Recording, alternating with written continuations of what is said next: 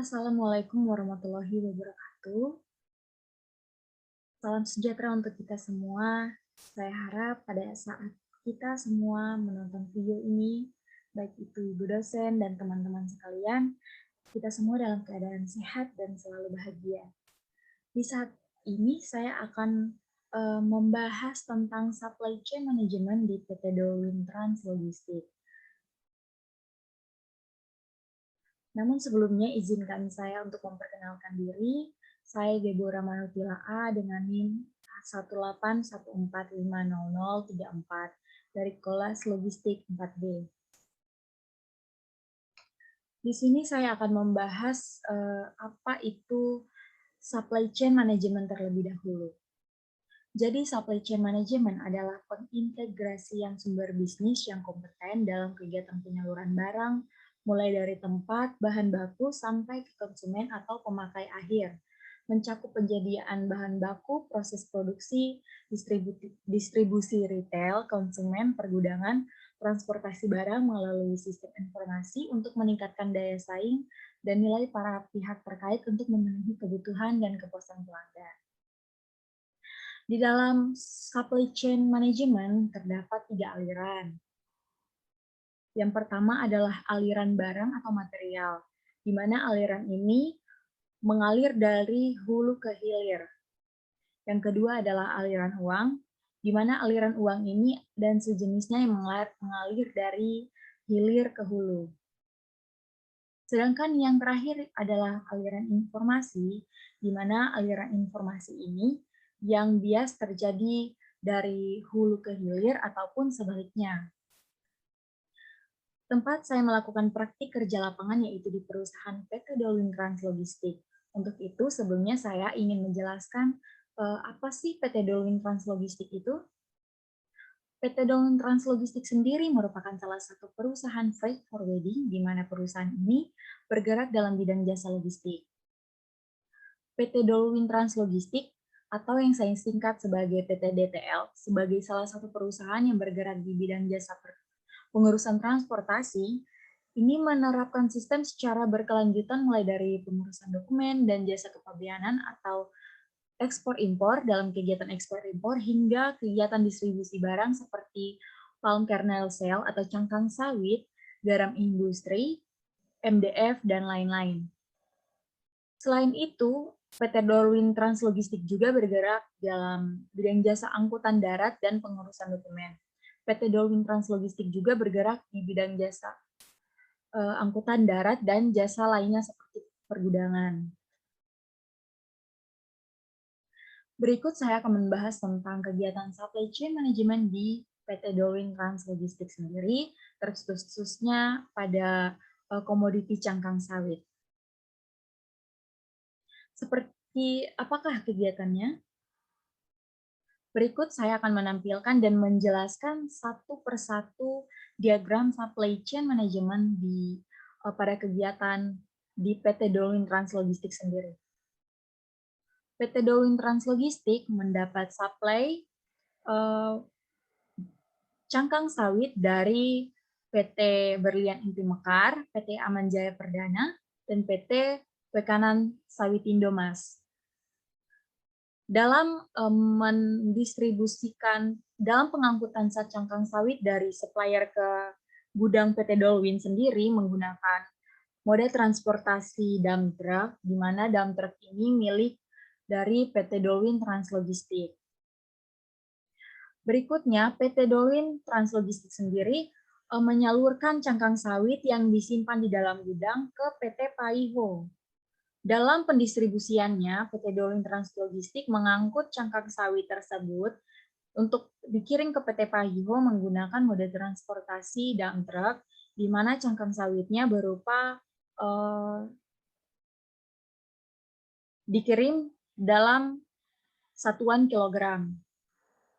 Berikutnya, PT Paiho mendistribusikan atau menyalurkan produk cangkang sawit ke PT Adidas dan PT Cosmo sebagai bahan bakar pengganti batu bara pada perusahaan sepatu ini. Namun di sini saya membatasi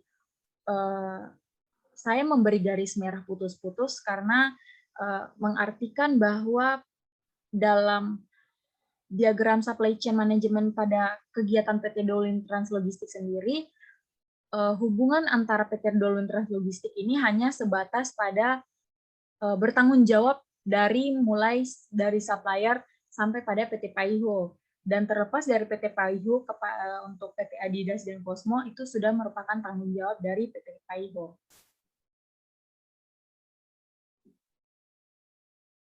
Di sini dilihat bahwa supplier yaitu PT BIM, PT EJP, dan PT WSM, sedangkan transporter dan warehouser yaitu PT Dolin Translogistik itu sendiri, PT Paiho sebagai distributor, dan customer-nya adalah PT Adidas dan Cosmo. Berikut saya akan menjelaskan tentang aliran supply chain management di PT Dolin Translogistik. Yang pertama yaitu aliran informasi. Hubungan antara supplier dan PT Dolin Translogistik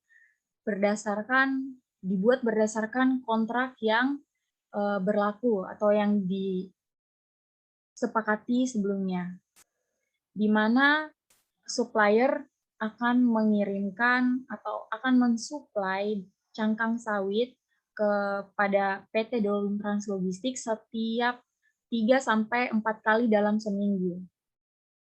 Setelah itu, PT Paiho mengirim permintaan kepada PT Dolin Translogistik, dalam arti PT Paiho membeli cangkang sawit dari PT Dolin Translogistik, dan dari pihak kantor akan berkoordinasi dengan pihak gudang untuk memerintahkan bahwa nilai atau jumlah yang diminta dari PT Paiho untuk segera dikirim kepada PT Paiho. Setelah berkoordinasi dengan pihak gudang, maka dari pihak gudang PT Dolin sendiri akan langsung mendistribusikan permintaan cangkang sawit itu kepada PT Paiho apabila permintaan dari PT Paiho itu dalam hari itu,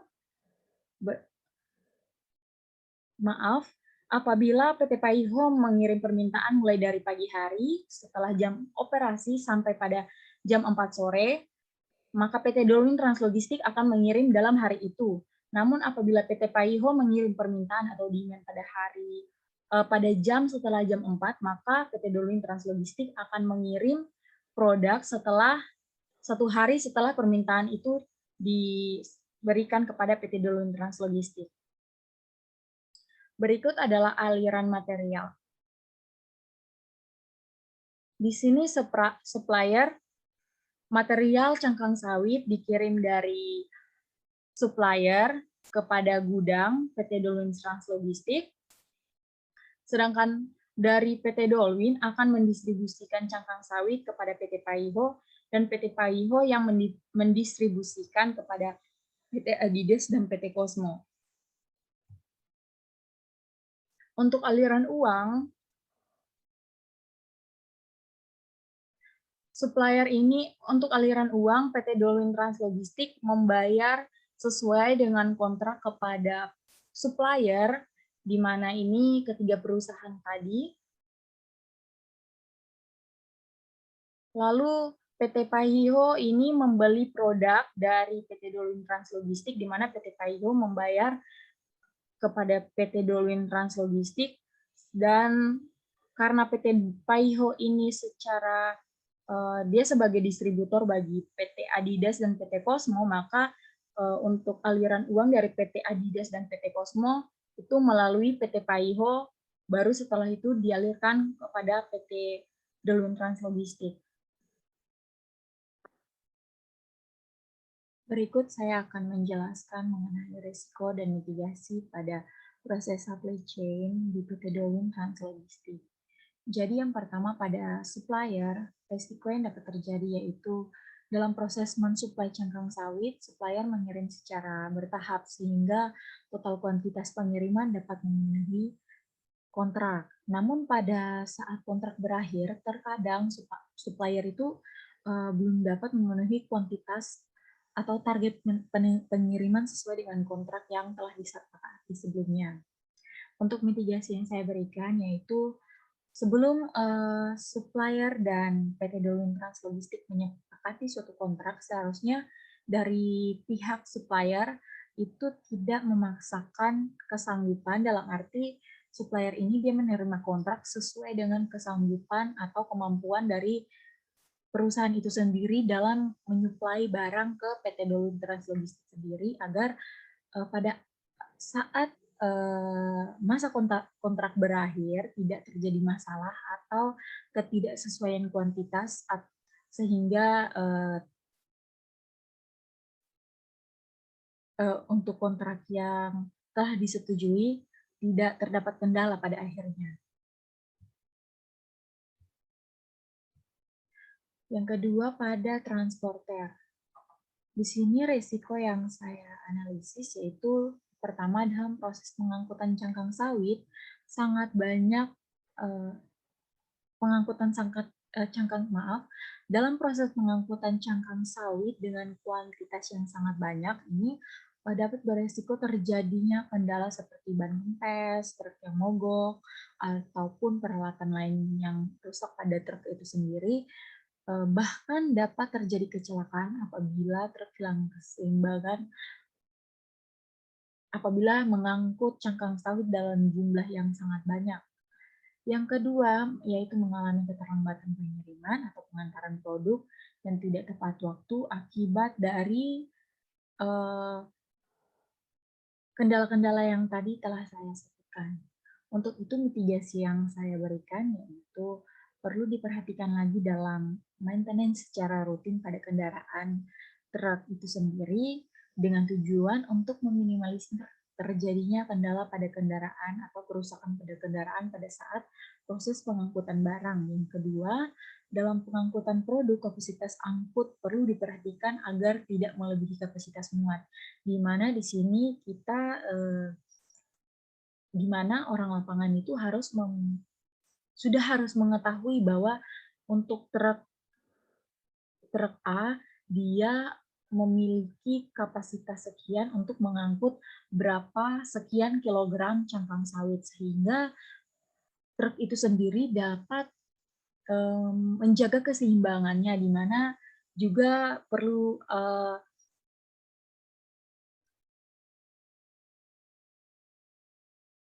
driver yang kompeten dalam melakukan pendistribusian dan membawa truk itu sendiri. Yang ketiga, pada kegiatan warehousing. Risiko yang sangat besar dan sangat umum terjadi pada kegiatan warehousing ini yaitu terjadinya penyusutan atau losis pada produk cangkang sawit, karena produk cangkang sawit ini disimpan di dalam gudang terbuka, di mana gudang ini masih berupa alam terbuka, yang mana lantai dari gudang ini masih berupa tanah sehingga produk dapat tertimbun di dalam tanah. Jadi sebelumnya saya menjelaskan sedikit bahwa kondisi gudang penyimpanan cangkang sawit itu merupakan gudang terbuka, dan pada saat proses operasi di lapangan itu, di situ terdapat alat berat, truk yang beroperasi, sehingga pada saat jam operasi, alat berat dan truk itu mondar-mandir, sehingga cangkang sawit yang disimpan di situ kadang dilendes, makanya dapat tertimbun di dalam tanah sehingga terjadinya penyusutan. Maka mitigasi dari risiko yang telah saya jelaskan yaitu lantai gudang tempat penyimpanan cangkang sawit perlu dilapisi dengan beton sehingga produk tidak tertimbun dalam tanah pada saat kegiatan operasi.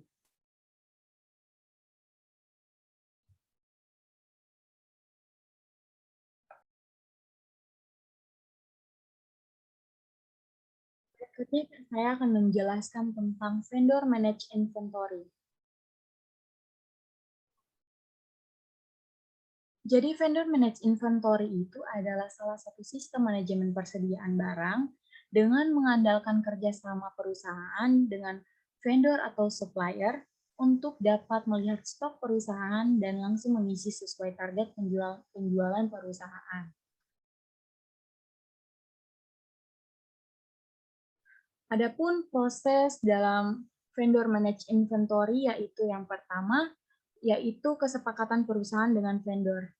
Jadi proses vendor manage inventory yang pertama dilakukan adalah diawali dengan adanya kesepakatan antar perusahaan dengan vendor atau supplier dengan memberikan daftar barang yang akan dibeli, komitmen jumlah yang akan dibeli dalam periode tertentu, dan harga yang telah disepakati bersama. Sedangkan pada proses yang kedua, yaitu dilanjutkan dengan pembuatan purchase order. Proses vendor manage inventory berikutnya adalah kesepakatan-kesepakatan di atas kemudian akan dituangkan sebagai purchase order. Setelah itu, vendor atau supplier ini akan mengirimkan barang pertama sesuai dengan kesepakatan dan dalam pembukuannya vendor dia akan membuat purchase receipt tanpa approval dari perusahaan. Sedangkan proses yang ketiga yaitu pembuatan tagihan perusahaan. Jadi untuk pembayaran tagihan perusahaan berdasarkan pada invoice yang dikeluarkan oleh pihak vendor atau supplier sesuai dengan jumlah pengiriman yang telah dilakukan. Besar kecil dari jumlah yang ada di purchase order karena vendor akan mengirimkan barang berkali-kali sesuai jumlah stok yang dipantau pada sistem informasi perusahaan.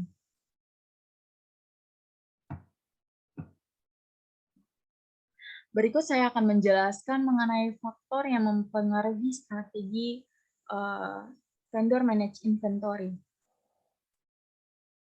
Yang pertama yaitu faktor hubungan dengan mitra kerja.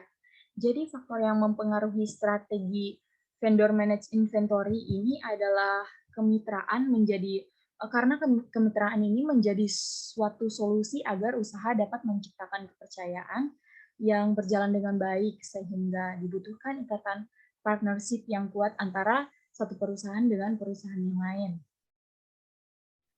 Adapun prinsip-prinsip yang harus dijalankan seperti memiliki tujuan yang sama atau common goals. Yang kedua, memiliki prinsip saling menguntungkan antara keduanya. Yang ketiga, memiliki prinsip saling percaya. Keempat, yaitu prinsip bersikap terbuka, berorientasi menciptakan hubungan kerjasama jangka panjang, dan adanya evaluasi terus-menerus biaya dan mutu.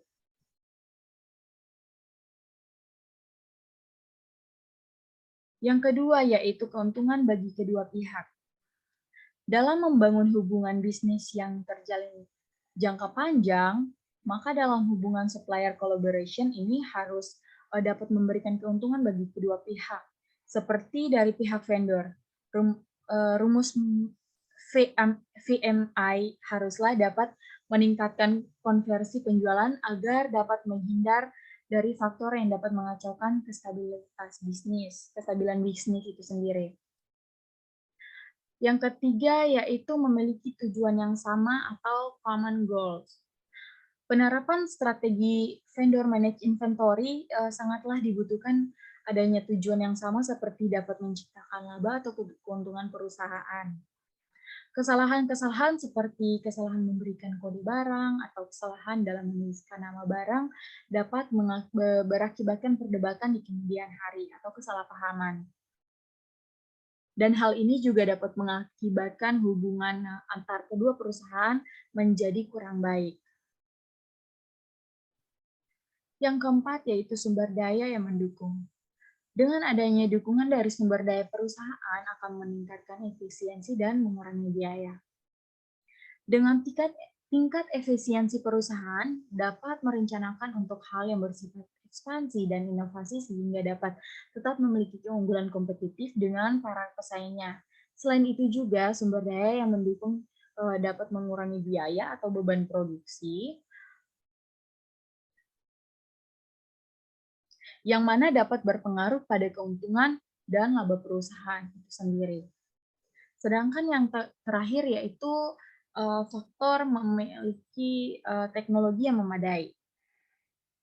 Telah kita ketahui bahwa pada perkembangan teknologi saat ini, faktor teknologi itu sangat berpengaruh pada VMI sendiri karena teknologi sendiri merupakan hal yang dapat mempercepat dalam proses bisnis.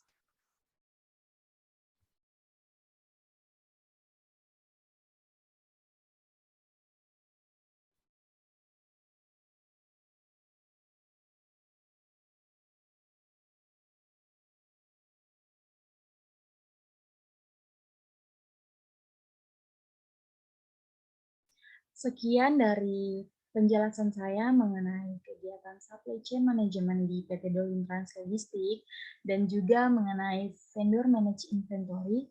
Berikut saya ucapkan terima kasih apabila terjadi salah kata atau salah pengertian atau salah penyampaian dalam memaparkan materi ini.